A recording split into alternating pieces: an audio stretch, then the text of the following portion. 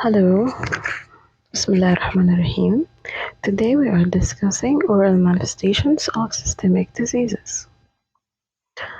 Okay, we know that oral cavity can be affected by a wide range of systemic diseases as well as systemic treatment for those diseases. So, either the systemic disease can cause oral manifestation as one of its signs and symptoms, or the treatment for that systemic disease can uh, present with oral manifestation as a side effect, but not in all patients. Systemic diseases and their associated treatment so can directly impact on oral cavity. For example, high dose chemotherapy can cause oral infection and oral mucosal injury. So, as a complication of this drug type, the oral manifestations can occur as oral infection and mucosal injury as mucositis. So, the oral lesions caused by the treatment of systemic diseases can also be clinically significant, including those caused by cancer therapies, as well as medication that result in a salivary compromise. So it's important when you are examining the patient and you will see some of those manifestations, you can connect that these manifestations related to the drugs or therapies of cancer, for example, chemotherapy and radiotherapy, that can cause obvious and direct effect on the salivary glands. Okay, so you can know some information without asking the patient. Similarly, oral diseases can directly affect overall systemic status of the patient. For instance, chronic inflammatory periodontal diseases can cause dysregulation of control of diabetic patient or diabetes mellitus. So, not only the systemic disease can cause manifestations, also oral diseases can directly or indirectly affect the overall systemic status. Okay, as we said, that a chronic inflammatory periodontal disease can make effect on the control of the diabetes mellitus. And in some cases, the patient presenting for dental treatment has a known history of systemic disease for which ongoing medical management has resulted in control. So, in some cases, some patients who seek dental treatment and they have a systemic disease, they know about it, okay, they may have a good control in their medical management because of the dental treatment done well. Okay, in these patients, the dental treatment may often be safely performed in the setting of the ongoing uh, interprofessional communication between the dentist and medical team. In such status, you have to consult the physician of the patient if it's known medical condition, and then to make sure that you can safely perform your dental treatment for those patients. Okay. In other cases, however, the patient's systemic disease may be either undiagnosed, or if diagnosed, it's uncontrolled or the control is poor due to limited patient compliance with the medical recommendations. So, hypertension and diabetes mellitus are two of many uh, prototypic examples, common diseases of such conditions that frequently encountered in adults seeking dental treatments. So, most of the elderly patients medical history may include hypertension and diabetes mellitus or one of them. And in these cases, the dentist become a key member of the primary healthcare team. By both, how how uh, how the dentist become important in this situation, either by counseling the patients as to importance of medical compliance and referring the patient to medical provider for additional assessment in management. Not every patient with hypertension and diabetes mellitus is controlled or is under treatment. So you have to counsel the medical uh, doctor or the physician of the patient, or to help the patient to diagnose this disease if it's undiagnosed. Okay, let's start with the oral and pre-oral manifestations of the cardiovascular diseases. Starting by pain. In the orofacial region can occur during myocardial infarction, is described as a pressure or burning sensation. So we know that the myocardial infarction pain is in the chest, either most commonly in the left side, and it can be radiate, okay, and occur in the throat, jaw, TMJ, ear, and mandibular molar teeth. Although this classically described in occur in the left side, it can also occur in the right side. Another manifestation, which is blue discoloration. The blue discoloration may occur during infarction in the patient's lips, tongue, and mucous membrane can acquire a blue color due to central cyanosis. During core pulmonary or pulmonary heart associated with increased jugular venous pressure. So the venous blood carrying the blue discoloration may be obvious found in the lips, tongue, and oral mucous membrane. So we have pain, blue discoloration, and orofacial diseases such as mucositis, periodontal diseases, dental caries, angiogranuloma, drug-induced gingival overgrowth, hairy leukoplakia, lymphoma, okay, and oral graft versus host disease, and those occur in the patients who have undergo cardiac transplantation, so they will have increased risk for developing these orofacial diseases. Okay, let's move to the most important and the most common cardiovascular disease, which is hypertension. The oral manifestations appear because of the type of the group of the medication. So the manifestations or symptoms in the oral cavity not related to the disease itself. It's related to the medication for the management of the hypertension. So in the group of diuretics, are the front line of the monotherapy for the hypertension.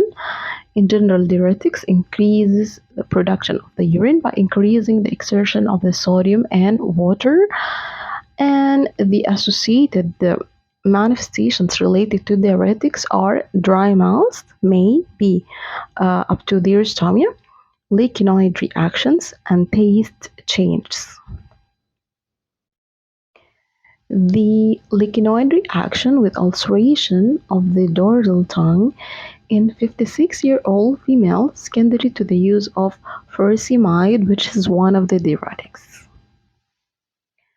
Calcium channel blockers, it's another group of the medications, and the most commonly known drug as a calcium channel blocker is nifedipine.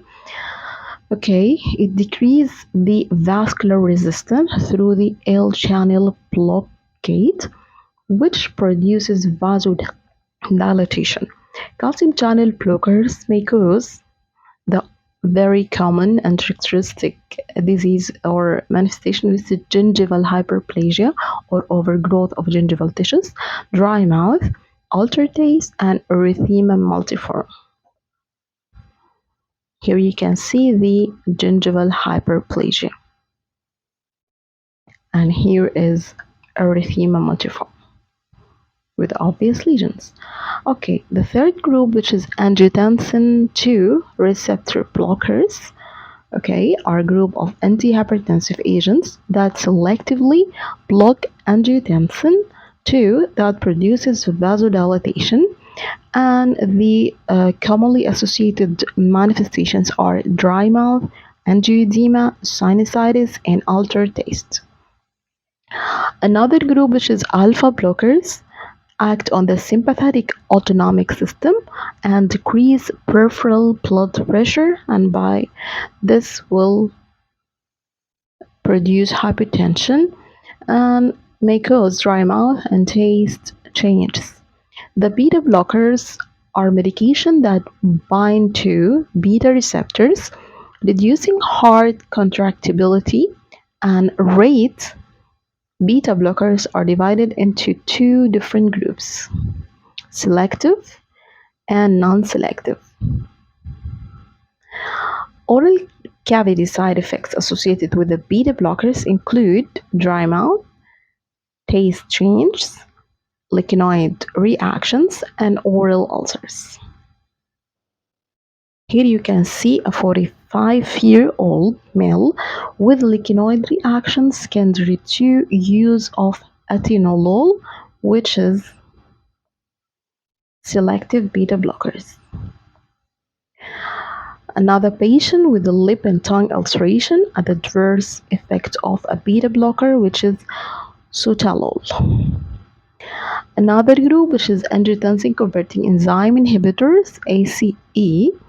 Okay, and these group work by decreasing the production of angiotensin 2, increasing level of bradykinin, reducing the sympathetic nerve system activity, and decreasing cardiac workload.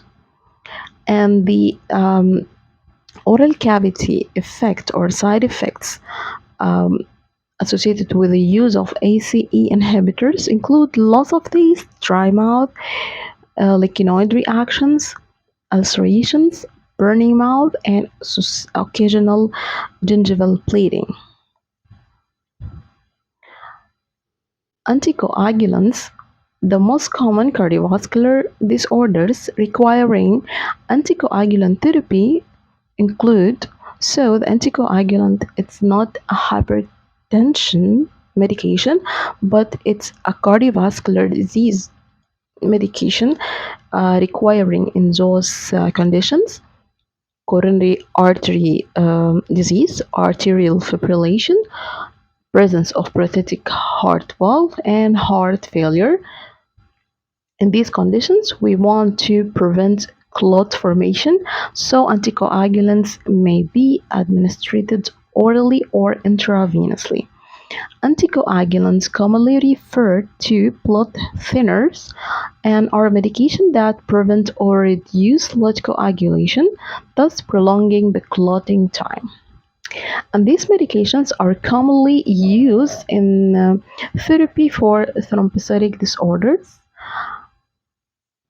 Anticoagulant medications are closely related to the antiplatelet drugs and thrombolytic drugs by manipulating the various pathways of blood coagulation. Specifically, antiplatelets inhibit the platelet aggregation, and anticoagulant inhibit the clotting factors that contribute the coagulation cascade. So the dental procedures with a high or significant risk of bleeding include extractions, local anesthesia by inferior alveolar or other regional nerve blocks, or lingual floor of the mouth infiltration. Also, subgingival scaling and root surface instrumentations, minor oral surgery such as biopsies, periodontal surgeries, and surgical endodontics.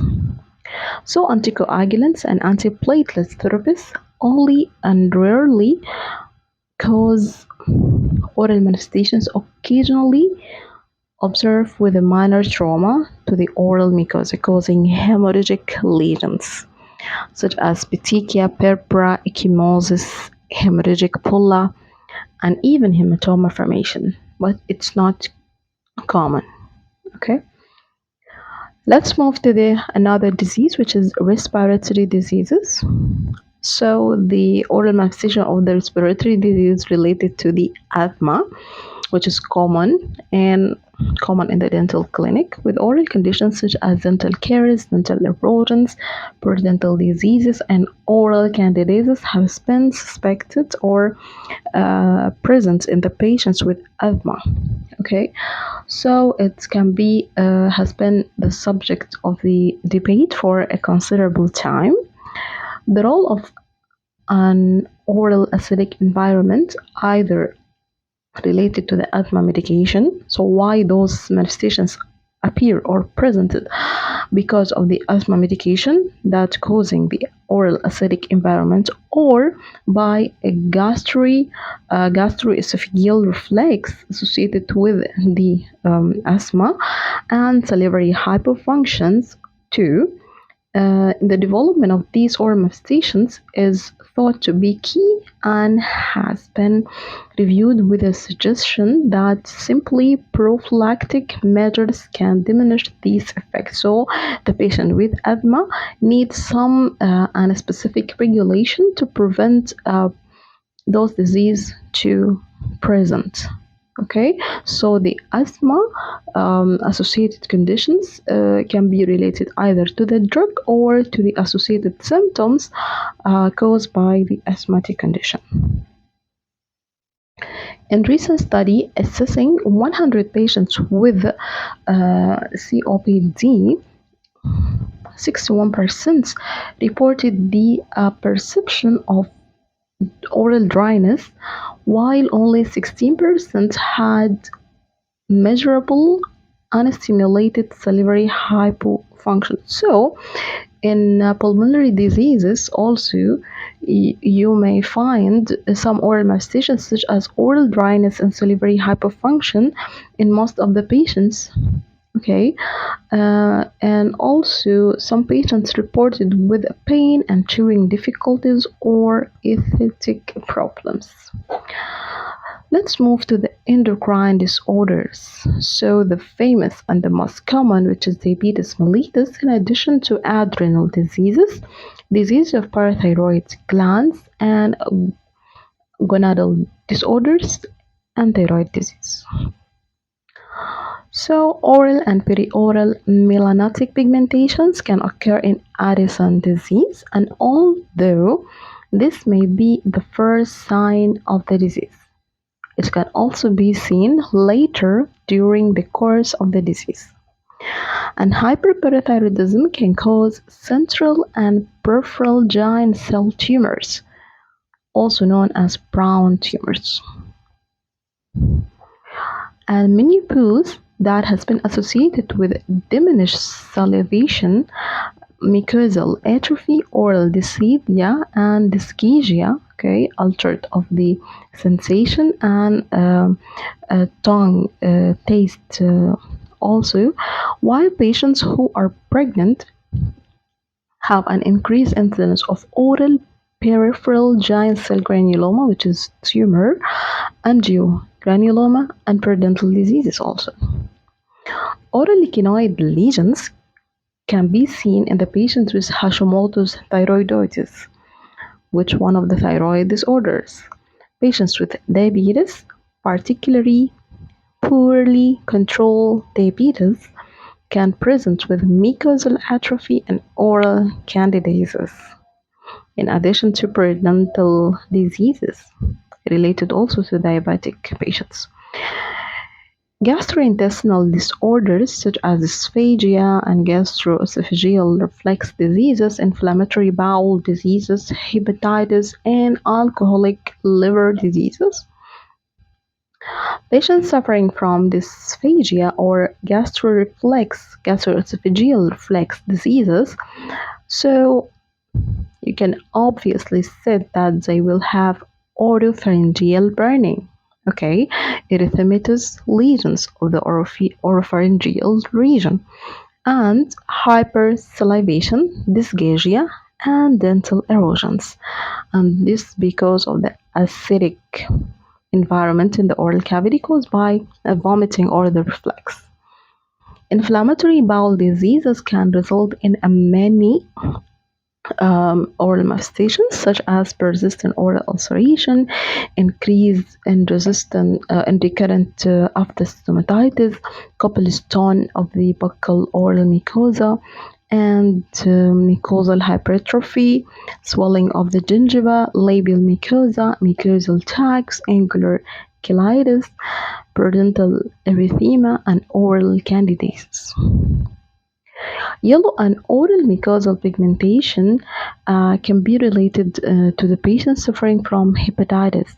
Okay, and also presence with oral mucosal atrophy, lichenoid lesions, either lichen planus itself or lichenoid reactions, hyposalivations, and parotid gland swellings. Musculoskeletal disorders. So the disorders in the muscles and bones, osteoporosis, osteoarthritis, and fibromyalgia. Okay, medication for the treatment patient of osteoarthritis may result in development of oral lichenoid lesions, and there can be complex interplay between patients suffering from fibromyalgia and the development of orofacial pain, particularly temporomandibular joint disorders and persistent idiopathic facial pain and oral dysthesia. So when the patients came with the temporomandibular joint disorder, we have to look about the fibromyalgia, okay, in the background. Hematological disorders like anemia, leukemia, and lymphomas. Anemia can present in the oral mucosal atrophy because of decrease the either hematocrit or the hemoglobin, so the mucosa will be with a light color, maybe in a pale presentations. Increased risk of developing oral candidiasis too can be occurred. Gingival enlargement, ulceration, spontaneous oral bleeding, and the presence of the hemorrhagic blisters related to the leukemia and associated with a low or decreased level of the white blood cells in the blood. Lymphoma can present in the oral cavity as isolated or multiple proliferative lesions, so meaning will be with or without necrosis or ulceration, so will be swelling with or without necrosis or ulceration, and can occur in either bone or soft tissues. Renal diseases. The oral manifestations of kidney disorders, acute kidney diseases, may associated with autoimmune oral ulcerations, manifestations, and uremic stomatitis, the patient presented with a disease, okay, and chronic kidney diseases may result in an increased likelihood developing of oral candidiasis, oral mucosal atrophy, and hyposalivation, and increased incidence of oral dysesthesia. And those may be related to the long period with a patient with a kidney failure or kidney disease, okay, chronic, or related to the multiple drugs that patient taking during the period of the management, okay, and also related to the poor response to the oral hygiene management and so on. Neurological disorders, multiple sclerosis, amyotrophic lateral sclerosis, epilepsy, stroke, Parkinson's disease, dementia, and Alzheimer's disease. Patients with multiple sclerosis can present with chronic or facial pain, trigeminal neuralgia, oral paresthesia, and taste disturbances. Progressive paralysis of facial and pharyngeal functions can be observed in the patient with amyotrophic lateral sclerosis. And patients with a stroke with difficult to diagnose chronic or facial pain or lithesia and taste disturbance, while those patients with dementia may have difficulty with drooling and siluria, increased salivary production. Psychiatric disorders anxiety, depression, eating disorder, and substances related disorders. Oral dysesthesia and persistent idiopathic facial pain are often seen in patients with a variety of psychiatric disorders. So, most of the related symptoms may be related to the pain, especially idiopathic pain. Psychosocial factors are also known to aggravate, increase, the chronic or facial pain. And the patient suffering from eating disorder can present with oral mucosal atrophy, oral candidiasis, salivary gland enlargement, and dental enamel erosions that um, typically be obvious on the lingual surface of the teeth because of the vomiting. Okay, thank you and see you in the discussion.